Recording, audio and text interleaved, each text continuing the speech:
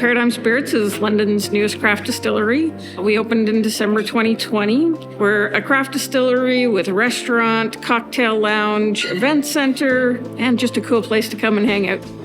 We like to experiment with a bit of everything. So we started off with vodka. It's the simplest thing to make. Went on to gin because it's the most creative thing that you can make. Try and do stuff that uses seasonal products that we can source locally. And then sometimes it's just because, hey, we're in the mood to make a brandy. I'd like to try making a schnapps. We're probably going to take your palate and basically expand it.